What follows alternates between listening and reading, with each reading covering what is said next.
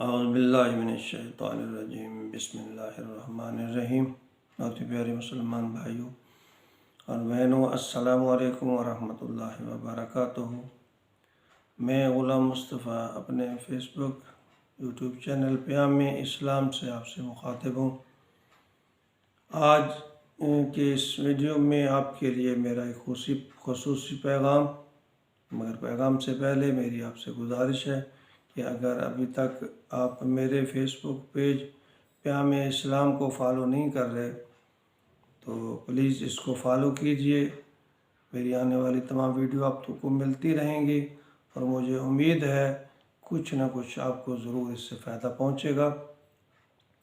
آج کا میرا خصوصی پیغام موبائل فون کے حوالے سے ہے کہ بعض اوقات دیکھا گیا ہے کہ نماز میں جب ہم نماز شروع کرتے ہیں تو کچھ لوگوں کی جیب میں موبائل فون بجنا شروع ہو جاتا ہے، کال آنی شروع ہو جاتی ہے۔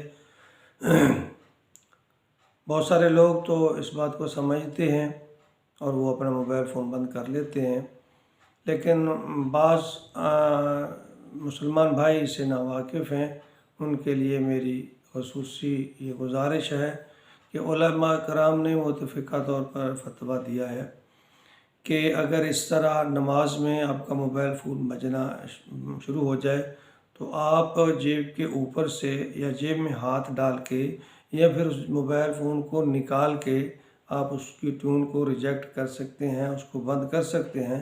اس میں نماز میں بالکل خلل نہیں ہوگا، البتہ آپ اگر اس کو بند نہیں کریں گے تو تمام نمازیوں کی نماز میں ضرور خلل پیدا ہوگا۔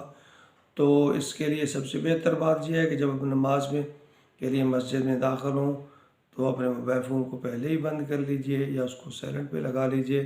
اگر آپ ایسا نہیں کر سکے، نماز شروع کر لی ہے اور ٹیون آنا شروع ہو گئی ہے، کال آنا شروع ہو گئی ہے، تو آپ ایک ہاتھ سے اس موبائل فون کو بند کر دیجئے تاکہ باقی لوگوں کی نماز میں خلل نہ ہو۔ اللہ تعالی ہمیں دین کے ہر معاملے میں احتیاط کرنے کی توفیق عطا فرمائے، آمین۔